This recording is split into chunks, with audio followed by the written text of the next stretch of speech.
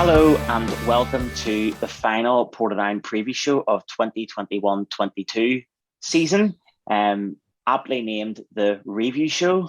We don't skip a beat here in this place. Tonight we're joined by not one, not two, but three very special guests, and we're going to talk about 21-22 campaign. So first of all, I'm joined by Jonny Dunlop. Jonny, sporting a nice wee early 90s number there. I know. Surprised it still fits me, Neil. I'll not give the secret away that it's not the real thing, but we'll just go with it anyway. Also joining us tonight is Chris Sherard.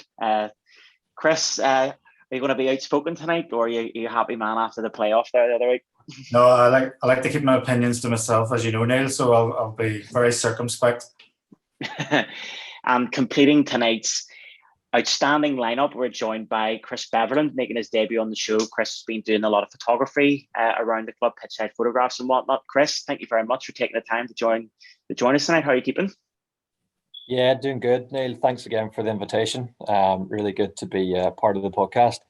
I do tend to listen to it every Friday afternoon. I get a half day from work on a Friday, so it goes in the AirPods whenever I'm either doing the gardening or the housework or whatever. So I'm a bit of a regular listener, so I do enjoy it.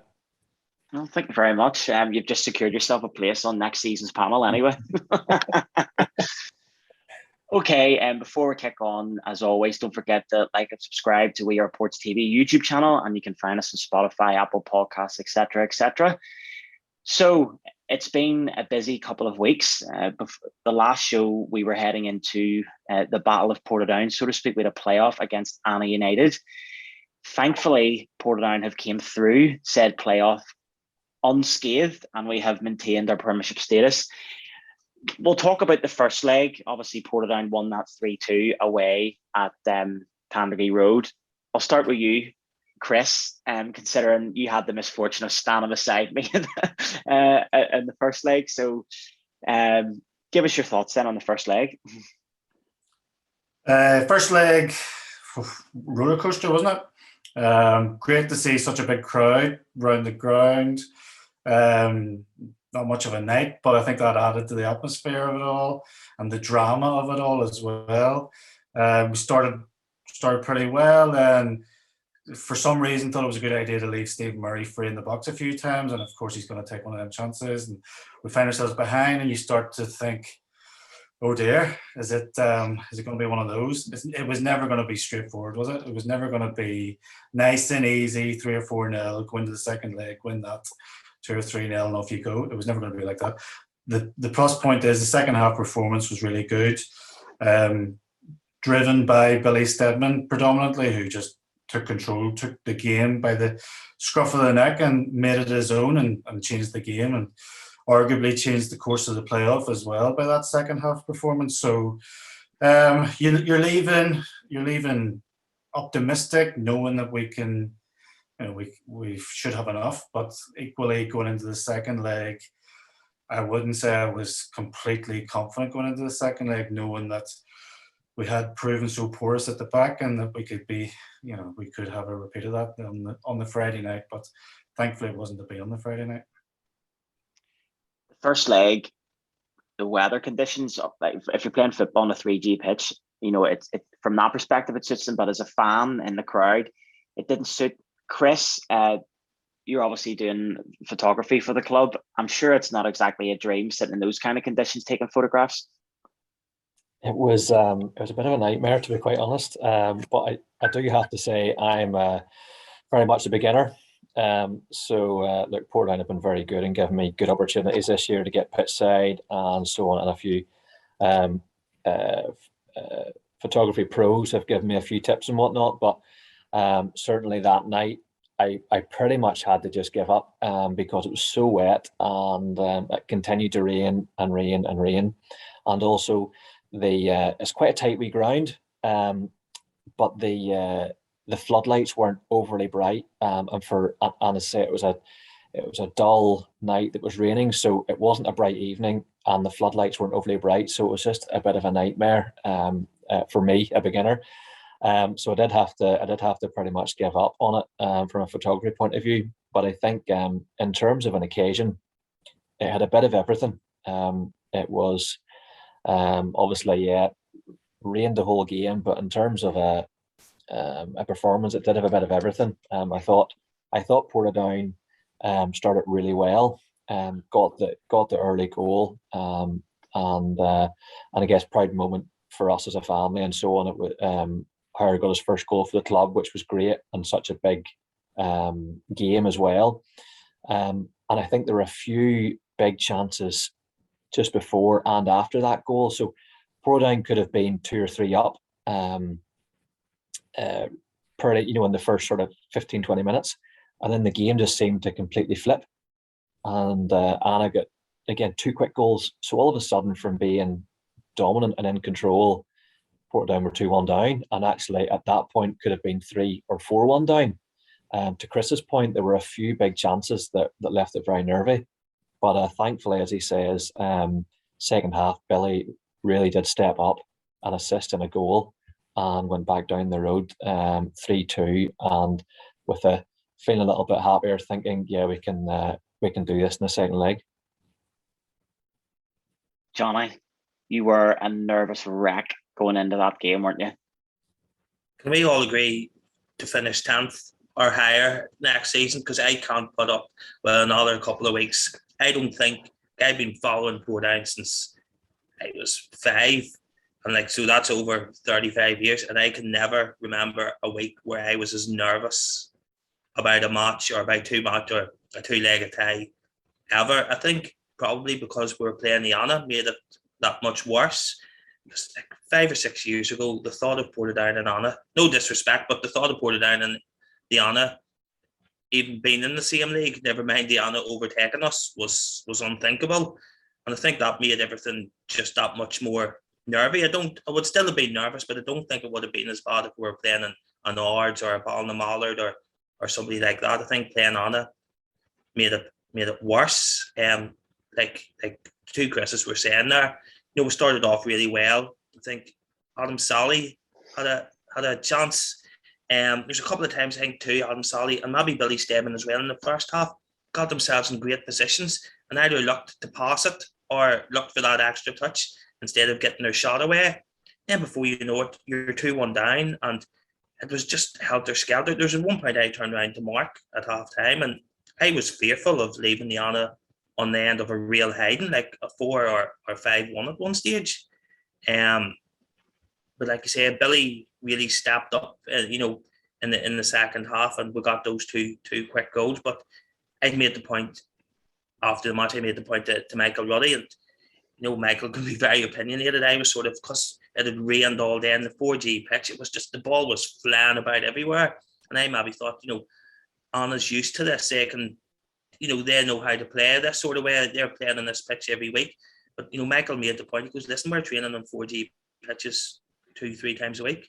So it's not as if this is something out of the ordinary to us. It's not as if we haven't played in a 4G pitch in months or something like that. We're training on it 2 or 3 times a week.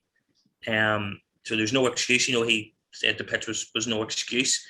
You have to remember too, we have a very young team. You take the likes of Hard out of the team there, Greg Hall. There's not much experience there. A lot of the players too haven't that much Premiership experience either. That bar Boxing Day, that was a massive crowd there on Tuesday night and Friday. I'm sure the players were feeling the pressure and the build up to it as well. So I was just glad to get away from the Anna on the right side of a result. Yeah, just when you say there about the crowd, it was obviously mostly a Portadown crowd round at Anna that night, but Anna, to be fair, they did manage to get themselves quite a bit of support. I think quite a few Glenavon fans that maybe sneaked down as well, to cheer them on. But it was good to see it on the Tuesday game, of course, because it isn't a big ground itself, and there was plenty of people in, so it was nice, tight and compact. It was actually a bit of a nightmare at times to see up the pitch because you're looking up, and you can't see past the dugout and all. And well, that's where we were standing, because we were standing down near the bottom corner flag, and it was as well we got in early doors because there were people standing behind us and all. And I had a pram and all with me. So, wee man was running ragged that night, like, but it's just the rain to sort of not put it, well, did put a damper on it, so to speak, like, because he was soaking like the poor soul, but he took it quite well. But I was just glad that we got the win that night. That was the main thing. But even like when it was always going to be a tight match, because Anna have done tremendously well this season in the championship, but I thought coming away from there, because considering we were 3-2 up, I thought to myself, I think we'll have it here. It's not confirmed, but I'd be confident that, we'd see them off at Shamrock Park. We'll move on to Friday night's game then, because it wasn't a great game at all. I thought the Tuesday night game was good, especially for neutrals, but the Friday night game wasn't a classic at all, which probably suited Portadown, to be honest. And we'll touch as well on, obviously, the club at the initiative. It was free entry for everybody. It was the stream was also provided for free for anybody watching, and the place was absolutely packed out, which is what you want to see. But that also added an extra element of massive pressure on the Portadown, because you would have got a lot of people there coming down to see, here is an opportunity here, like a big club is going to get relegated here. Do you know what I mean? So that was also another weight on the shoulders. But thankfully, we passed the test with the help of an own goal right at the death. But I'm sure all across the board here, we're all just delighted that we got the job done. Relieved. I wasn't even elated going out of the ground afterwards. I was just such a sense of relief. I hated that. I hated the second leg from start to finish. The only thing I liked was the fact there's such a big crowd in Shamrock Park again for the first time, and obviously Boxing Day aside, but to see such a big crowd was brilliant. And the same on the Tuesday night as well, to see such a big crowd at a match in Portadown was brilliant to see.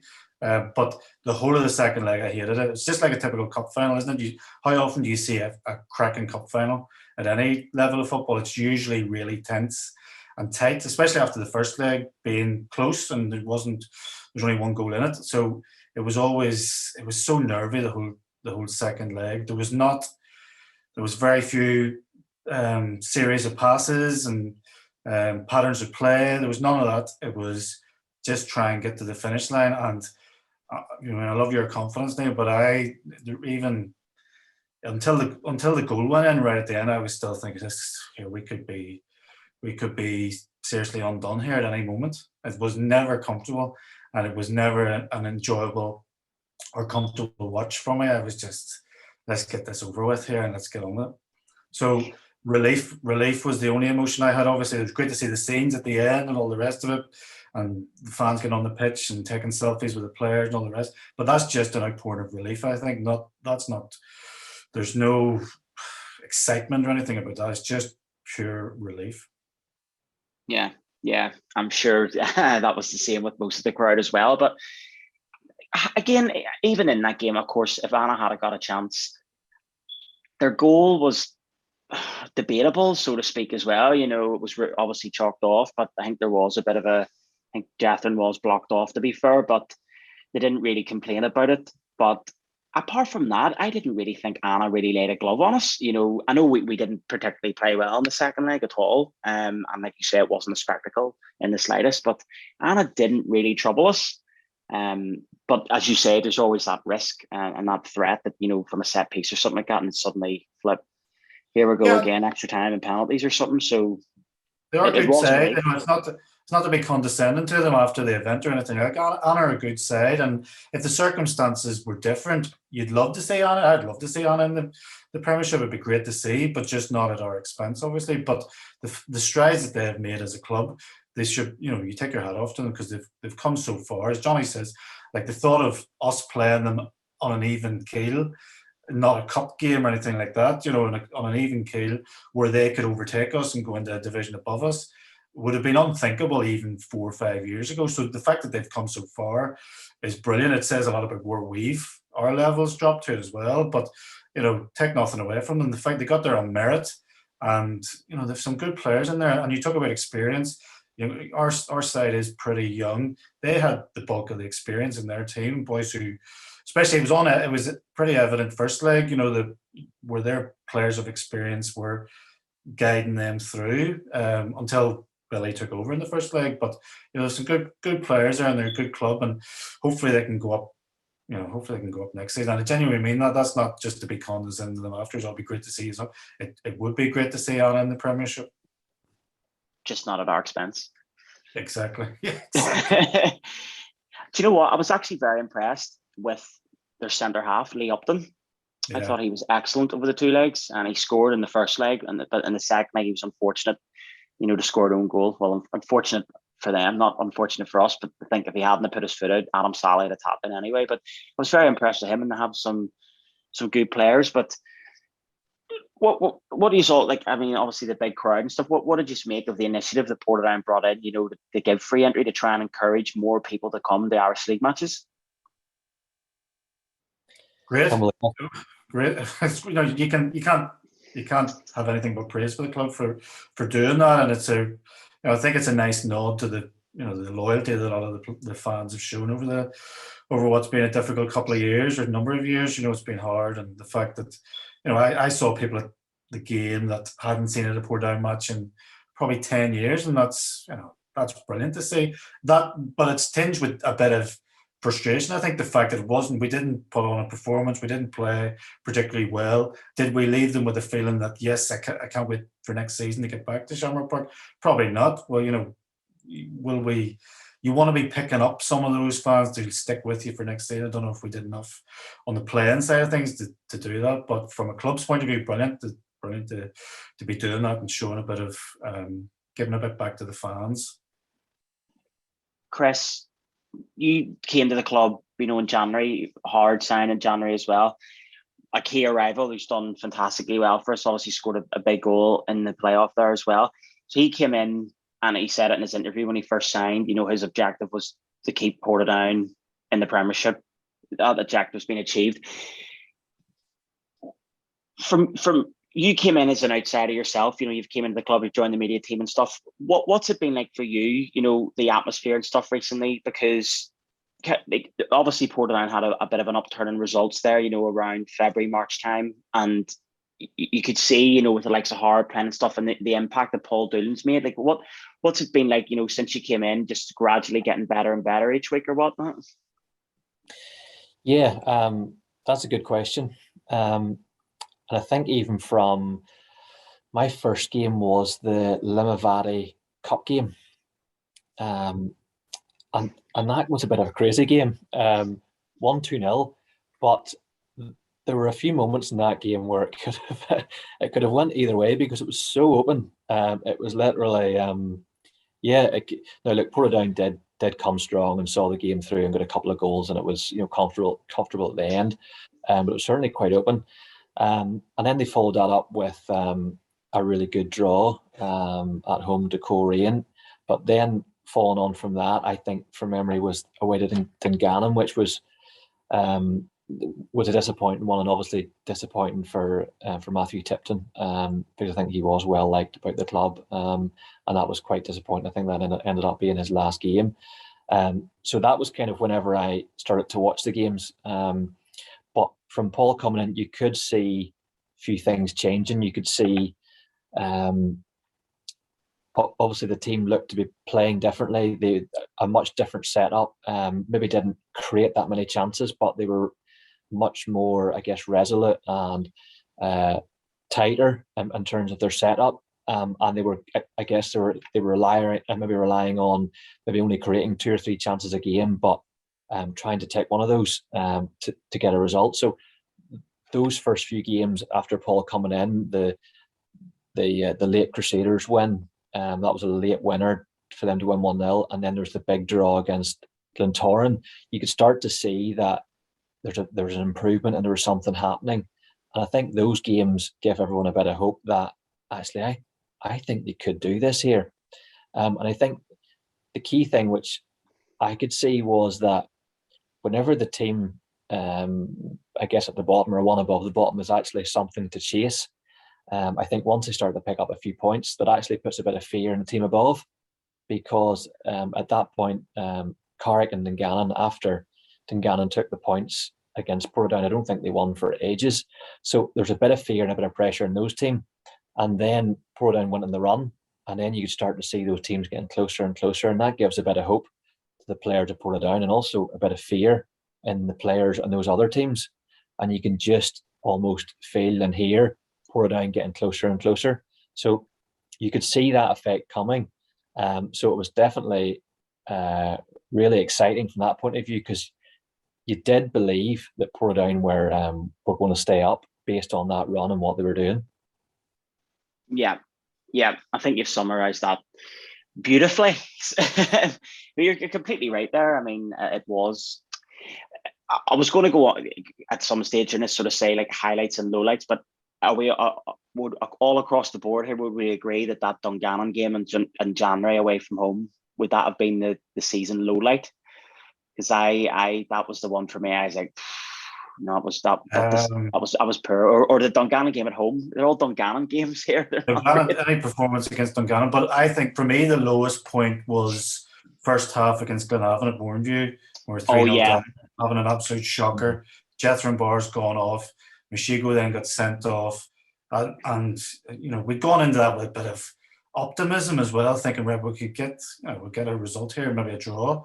And then we're 3-0 down at half time, embarrassed standing there and at Mourneview. And it's just, that was the lowest I felt all season, I think.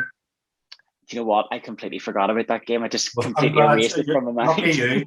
Lucky you, because I'll never forget it. I don't think it'll take a long time to erase that one. It was it's left such a scar, that performance. Well, here we'll move on from it. Then we'll not talk about it anymore. Okay, so Saturday night there was the club's end of season do, and with Hall of Fame inductions for Davy Mills, Kevin McKeever, Vinnie Arkins, and then a surprise induction, Jonny, as our manager, Paul Doolin, was inducted into the Hall of Fame. And the big news coming out of said night was that Paul has agreed to stay on as manager. Massive news for the club and very positive indeed, surely. Yeah, I think it's brilliant news. I think Paul's been he's so thorough and so professional. You know, I hear about, you know, on the training pitch and all, he's so thorough with everything.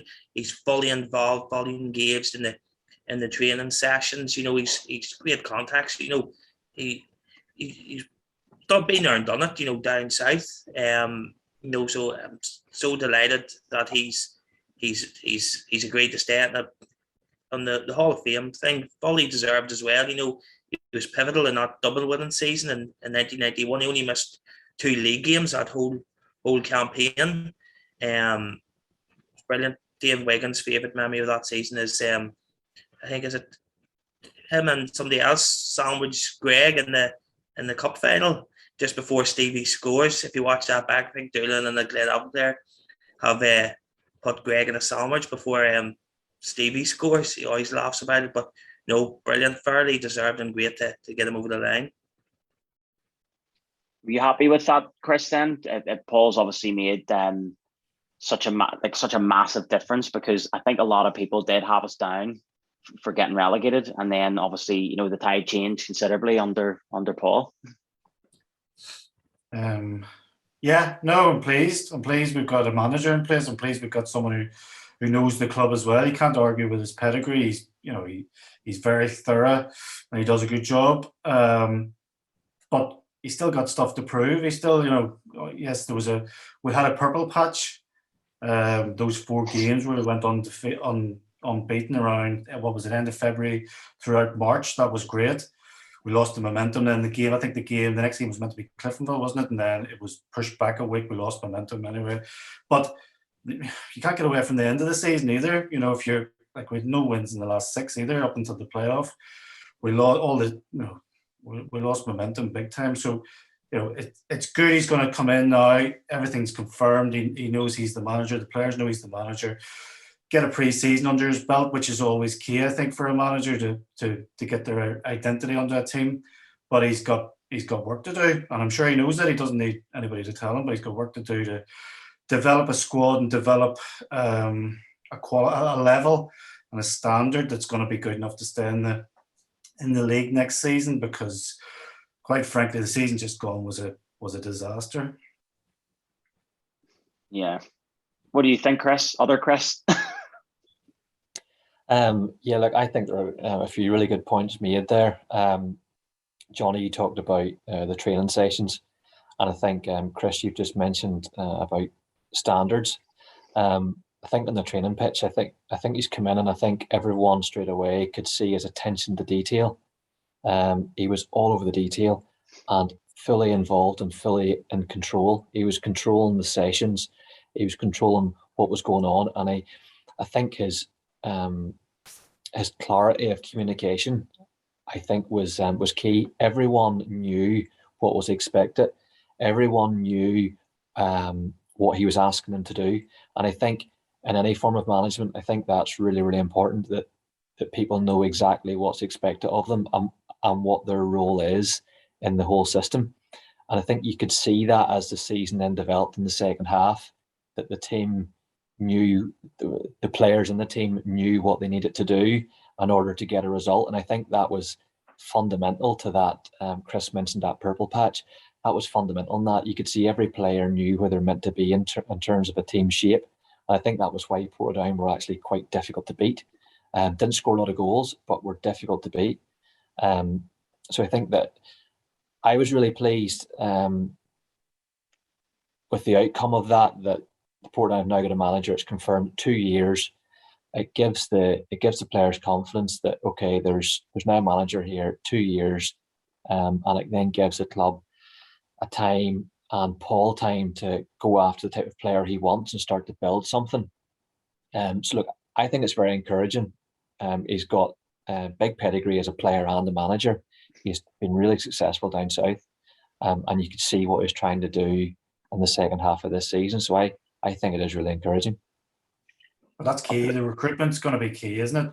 He needs, obviously he knows the League of Ireland inside out. He knows a lot of the, from working with the underage groups at the Republic of Ireland as well. He knows a lot of the players who have the ability and the talent. But so that's key. The recruitment is going to be key, giving them the tools to work with, because the manager's only as good as the players that they've got at their disposal as well. So it'd be interesting to see what that looks like in terms of recruitment, and who stays, who goes as well. But I don't think anybody could argue with the fact that we do need improvements there in terms of the playing personnel, because otherwise we're going to be faced with the same situation next season, unfortunately. And Doolin can only do so much with them, as well as any manager. You could give that set of players to any manager.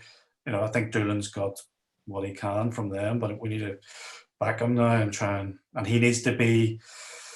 I'm sure he is tapping into all those contacts he has as well, and trying to get players who can play at this level. Well, that's what the next question was going to be. If you three were in charge, if you were in charge of the club, if you were the manager, is there any particular position you would strengthen? I think the whole spine is strengthened. I think look at the number of goals we didn't score. We scored 28, I think, in the league all season, which is by far and away the worst. So we need goals, we need bite in midfield, we need to control the game. I think the only area that I'm confident about is if we can keep Big Paddy fit. Paddy and Hard at the back is a really good centre half pairing, and that would give us real stability as well. I think you saw the difference when they played together towards the tail end of the season. That breeds confidence for the rest of the team, then, knowing that there's a solid backline in place. So hopefully they can stay fit and get a run of games going together. But aside from that, I think trying to find a goal scorer, that's every team's trying to find goal scorers, aren't they? But if we can find somebody who's going to put the ball in the back of the net, then that's half the battle. But equally, midfield, I think, since Luke Wilson's injury and since he's been out for so long, I think we're lacking in the middle of the park, and we're being overrun a wee bit at time. Well, a wee bit. We're being overrun by quite a few teams. And even the likes of the Dungannon, who can play football, they were playing around us very easily. We saw that every time we played them last season. So I think those are the first two areas I would be prioritising. But it's easier said than done, isn't it? Trying to find a guaranteed goal scorer. It's if we knew where that was, then we'd be rich men. Amazing. Chris wants a new team then, essentially. New team, not a new club. We're second bottom, and we won. We beat 3 teams last season, didn't we? We beat 1.3 times. We beat Ballymena, and we beat Coleraine when they're in a real dip. But so you can't gloss over the fact it was a shocker of a season. And if we had a great team in place, then we wouldn't be having posting those sort of statistics. So there's a lot of work to do, but I do trust in Doolin. I do think it's a good appointment. We just need to see what sort of team we go into next season, because I think Irish League experience is going to be key to it, finding players who've played at this level, proven they can play at this level. I'm not talking about players on the way out at the end of their careers. I'm talking about players who've. Michael Ruddy's the perfect example of it. I think the fact that he's, look at the difference he made in the team. Howard and Paddy, boys who played in the Irish League, they've tended to be our better players. So that's what I'd be desperate to find, is players who've played Irish League, who've got Irish League experience. Now, is that the route we'll go down? Probably not. I think we'll be looking at the League of Ireland market, won't we? But I would like to see a bit more Irish League experience in the team next season, because at least there's not that unknown factor when the teams go into games and go and playing against teams. They know what they're going to be facing. Yeah. Would you add anything else to that, Jonny? Would you be similar opinion? No, I would totally echo what Chris has said there on both points. I think we badly need a goal scorer. Although, again, like Chris said, everybody wants a goal scorer. But, I think arguably our recruitment in the summer really let us down. I do think that we need to be going for experienced players that know what the Irish League is all about.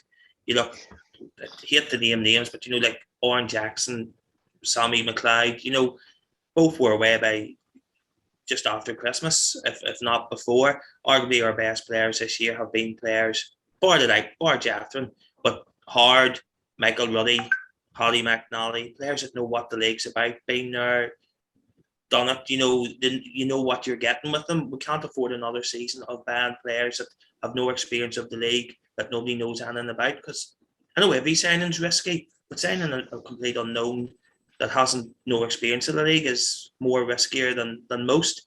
And I do think we need to go down that route of, in the main, don't get me wrong, I don't expect everybody to be an experienced Irish League player, but it needs to be the core signings or the core of your signings that you're making knows what the league's about.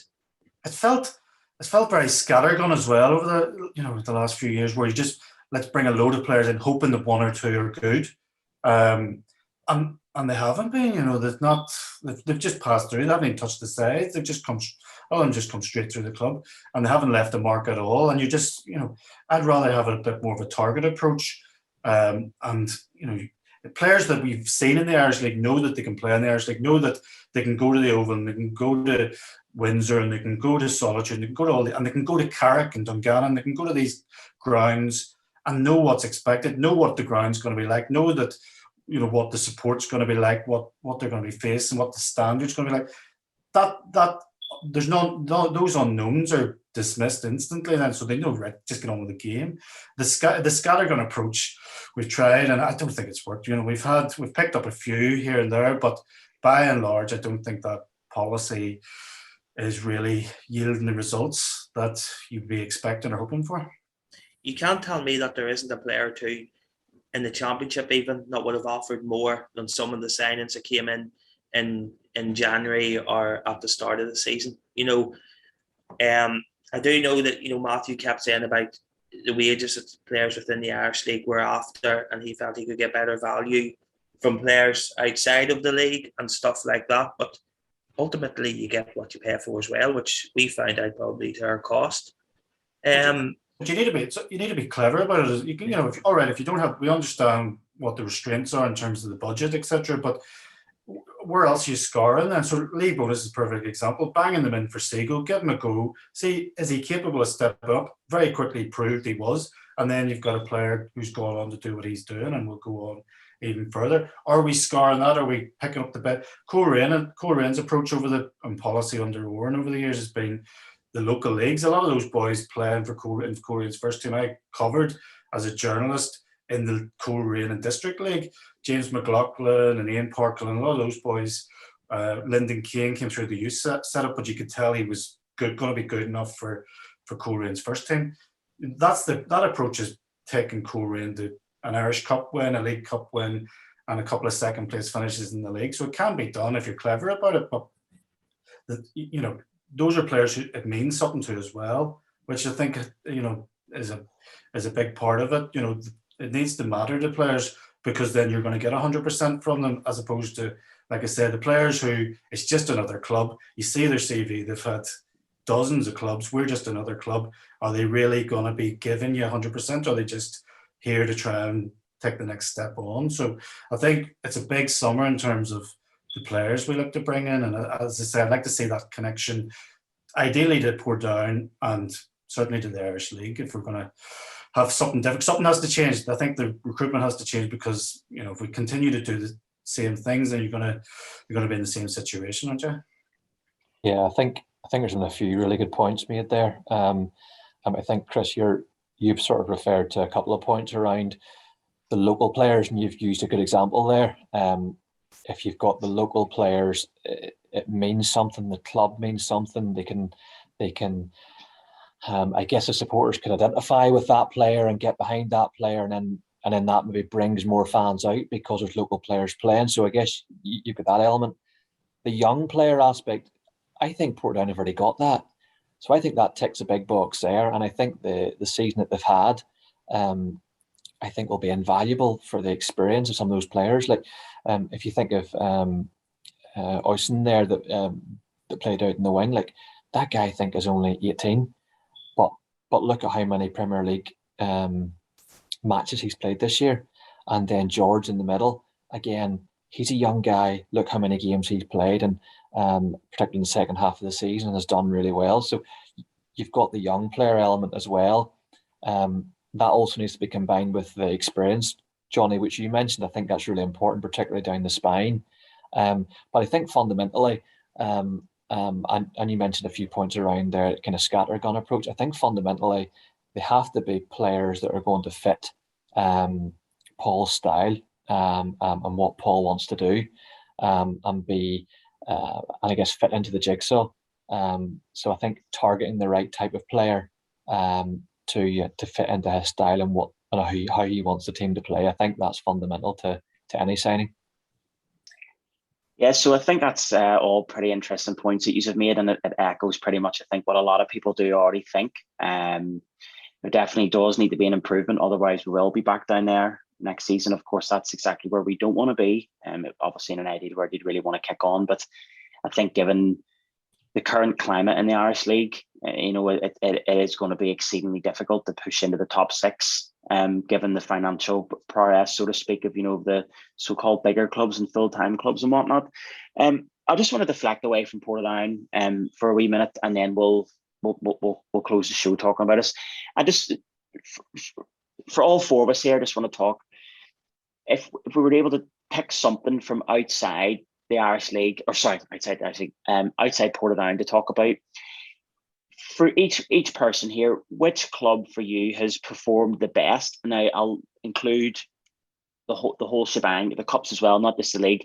And which club has performed the worst? So, Jonny, you can go first. What's been this? Like, who's been a surprise package? Who's been the bitter disappointment? Who's punched above their weight or whatnot? Well, I know what club would be picking for a bitter disappointment. I think that's probably the easiest answer. Glanthorne's had a shocker of a season for a full-time club, signing players for $100,000 in the summer, to not be in Europe next season, to not even take the title race down to the wire. I think if I was a Glanthorne supporter, I'd be bitterly disappointed.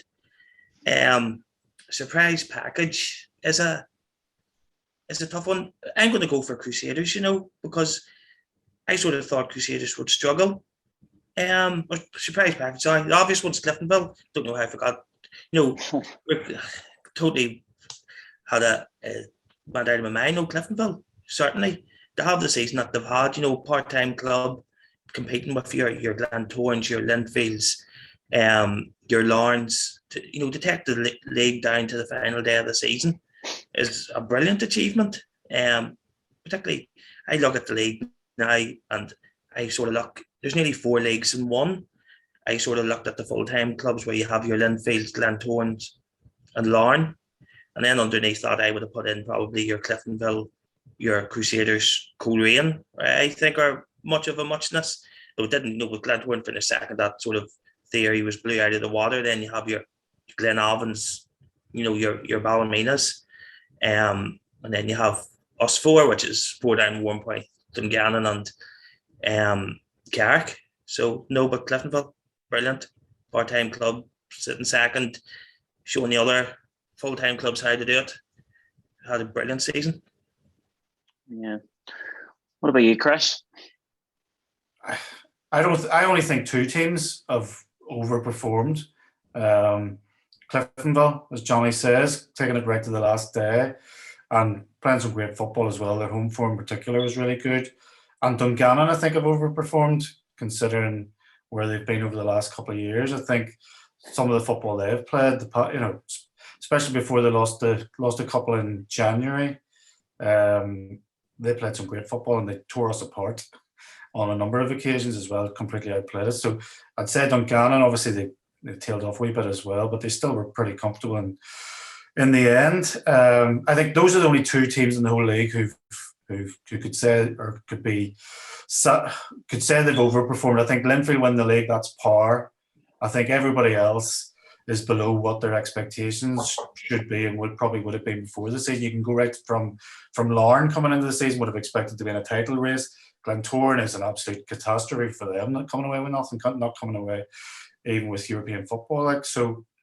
But even you can look at Coleraine have underperformed, and they've had a difficult season in terms of the playing personnel as well. Glenavon have greatly underperformed as well, given the wage bill and the players that they brought in.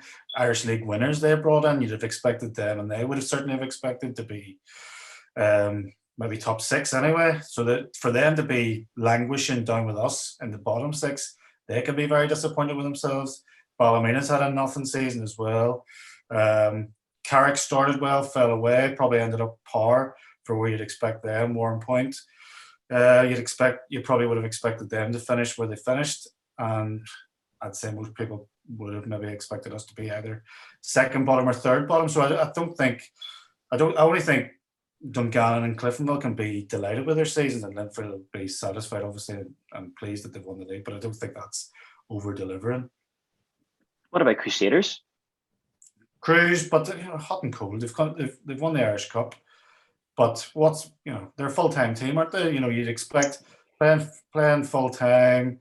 They were never in the title race, were they? They never went on a run of win, did they? They're sort of hot and cold, I think, as well. They timed it well with the Irish Cup. They had the momentum at the right time, and the cards fell in their favour on the day in the final as well, and they come away with the cup again. And you can't take it away from them, but I mean, as a full-time team, they should be certainly competing for silverware. See, they're not fully full-time. They're like, it's weird. It's like 3/4 full-time according to their. It's not their description on their Twitter. 3/4 professional club. So basically, you've got a handful of players that are full-time, but it's like not full-time to the extent of what Larne is, for example. I think basically they train like three times a week instead of two, maybe. I can't remember the ins and outs. Baxter's full-time, isn't he? Yeah, I think so. He's a full-time manager. That's his job to manage Crusaders. You'd expect them to be. They should be. Well, I mean, at the start of the season, a lot of people were tipping them to be not even getting in the top six. So the fact they finished fourth and won the Irish Cup, I mean, you'd bite your hand off for that, surely. But yeah, Sorry, I was just going to jump in and say I actually had them right. I think they've been one of the successes of the season. I agree. Chris, you make a good point, maybe in terms of the expectation, but I think with the level of investment from some of the other, let's say, fully full-time teams, I think them finishing, I think it was fourth they finished plus the Irish Cup. I think they would have taken that at the start of the year, based on the level of investment from, I guess, Linfield and Glentoran.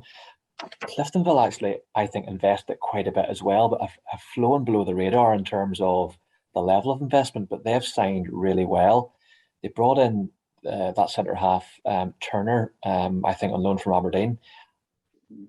I think he get or was in the running for Young Player of the Year, but he was exceptional. And I think Johnny Alice gets the plaudits, but I think the guy Turner was equally as good, if not better. So I think they signed really well. So I guess for me, those two, Cliftonville and Crusaders, I think probably did well this year. I guess the expectation is Linfield are always thereabouts. In terms of teams who maybe flatter to deceive, I think the two for me is probably Coleraine and Larne.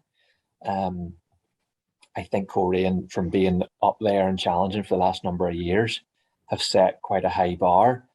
And I think this year they got a defeat by Linfield in around Christmas. And I think they never really recovered from that. And they really struggled from then on in.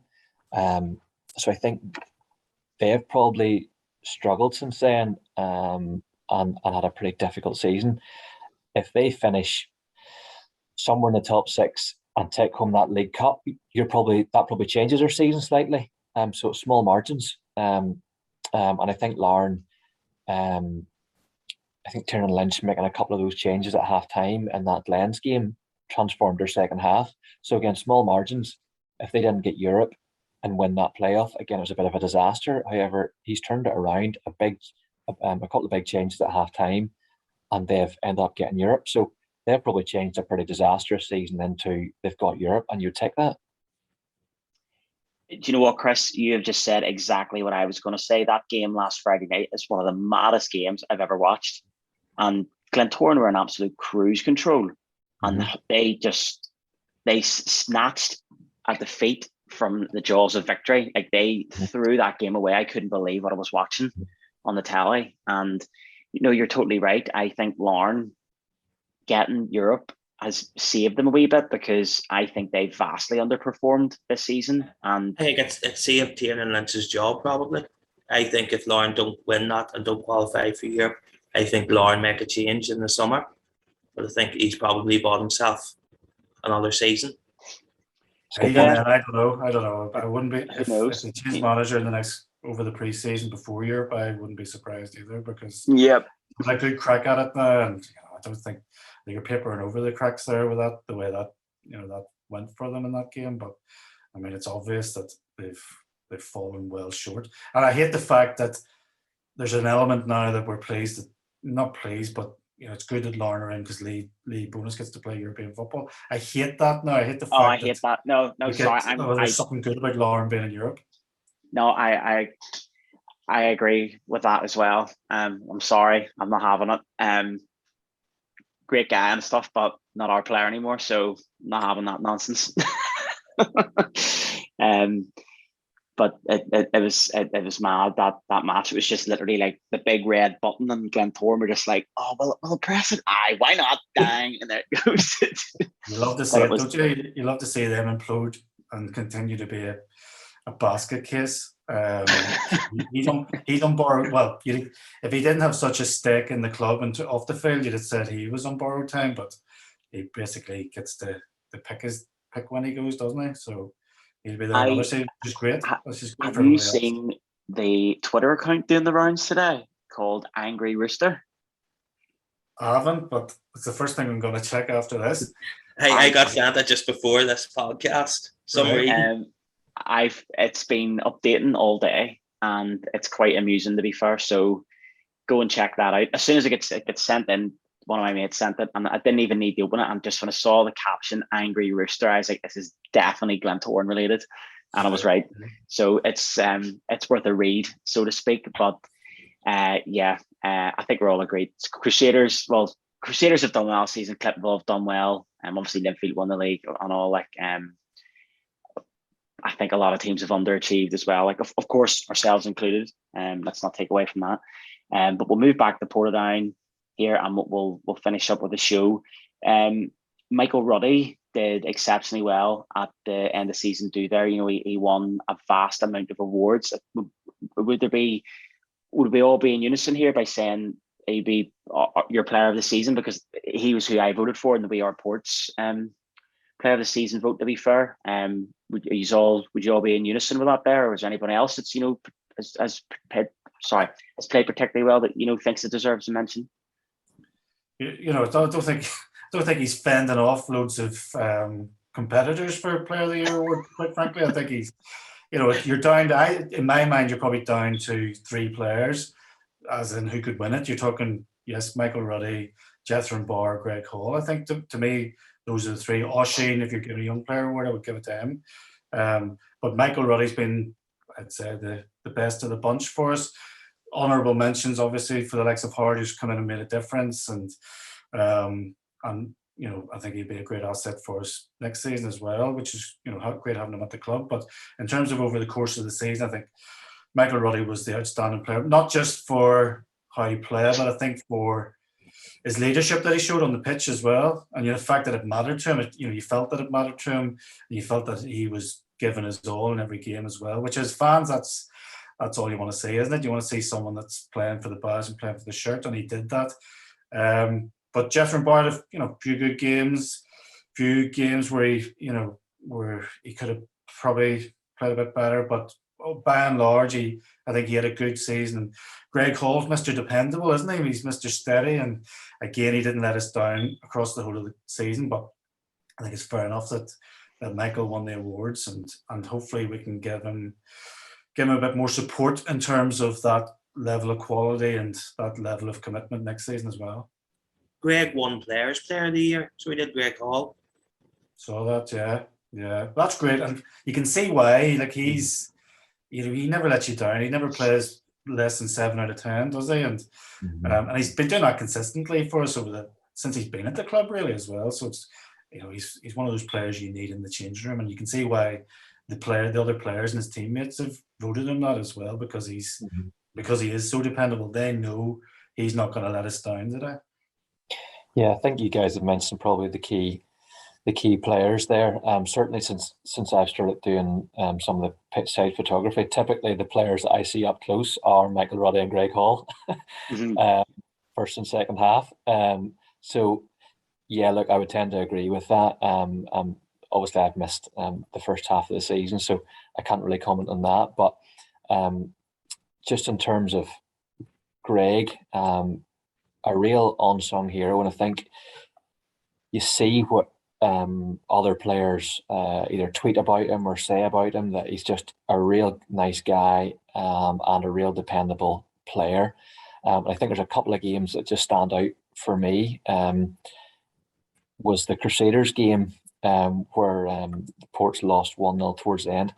He was marking Paul Heatley and at different points Ben Kennedy.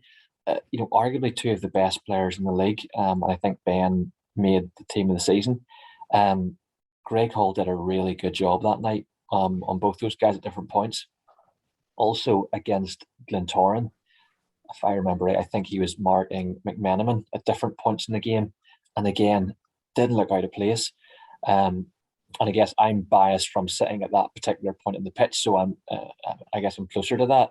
But those are a couple of games where you could see Greg playing against top class opposition, top class players, and putting in a real good performance. Yep, you're entirely right. Greg Hall, Mr. Dependable. In fact, Greg is who my dad voted for Player of the Season. My dad's a big fan of Greg's. Chris, you're saying there you were obviously been taking a lot of photography. You were took some great pics at the event there the other night, of course, with the likes of Vinnie Orkins and whatnot. But tell us this: how did you manage to miss Dave Wiggins tripping and falling in the stage? Imagine you had got that on camera. That would have been absolutely tremendous. Well, not to be too nerdy, but I would have to have had the camera on extremely fast shutter speed to get that one.